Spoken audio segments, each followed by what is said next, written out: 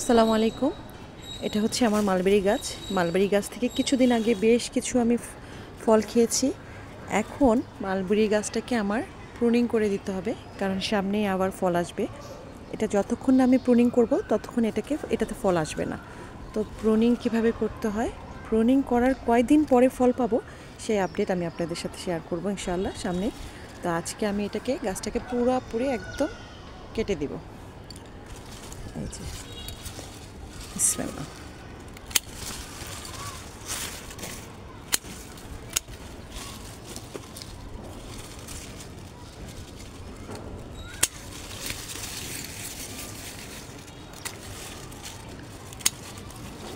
Mulberry গাছের বিশেষত্ব হচ্ছে যখনই এটাকে প্রুনিং করা হয় তখনই এটাতে ফল আসে।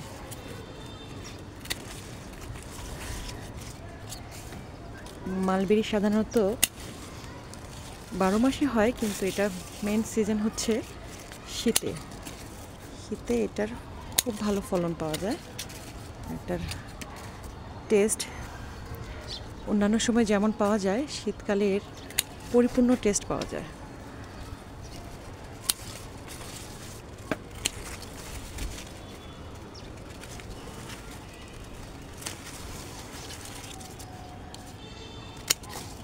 এভাবে প্রুনিং করে দেওয়ার পরে অবশ্যই একটা কাজ করতে হবে, সেটা হচ্ছে গাছে খুব ভালো করে একদম পুরো গাছটা ফাঙ্গিসাইড স্প্রে করে দিতে হবে। আমি এটাকে এভাবে প্রুনিং করে দেওয়ার পরে আমি এটাতে 1 লিটার পানিতে কিছুটা পরিমাণ ম্যানসার মিশিয়ে পরিমাণ মতো পুরো গাছে স্প্রে করে দেব। গাছ কাটার সময় কিন্তু খারাপ লাগে, গাছটা এত সুন্দর হয়ে বেড়ে উঠেছে, কিন্তু কিছু করার নাই। যতক্ষণ না এটা প্রুনিং করা হবে ততক্ষণ এটা ফল দেবে না।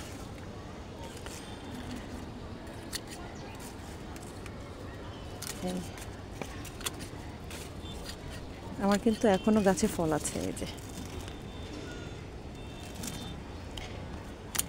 গাছটা প্রুনিং করার পরে কিছু কাজ করতে হবে, সেটা হচ্ছে পুরো গাছ একদম বৃষ্টির মতো করে ভিজিয়ে দিতে হবে ফাঙ্গিসাইড দিয়ে। এরপর গাছে কিছু খাবার দিতে হবে, যেহেতু আমার সামনেই ফুল আসবে। প্রুনিং করার কিছুদিনের মধ্যেই কিন্তু চলে আসে, আবার নতুন করে শাখা বের হওয়া শুরু করে, ডালপালা গজানো শুরু করে খুব অল্প সময়ে। তারপরে প্রত্যেকটা কষির সাথে সাথে আবার কিন্তু ফল চলে আসে। সবসময় গাছের নিচটুকু একদম ডালপালা রাখা যাবে না, কারণ আলো বাতাস লাগতে দিতে হবে। আমার ভিডিওটা যদি ভালো লেগে থাকে শেয়ার করে দিবেন, লাইক কমেন্টস করে পাশে থাকবেন, আর যারা ইউটিউব থেকে দেখবেন সাবস্ক্রাইব করে আমার সাথে থাকবেন। আজকের মতো এখানেই বিদায় নিচ্ছি। আল্লাহ হাফেজ।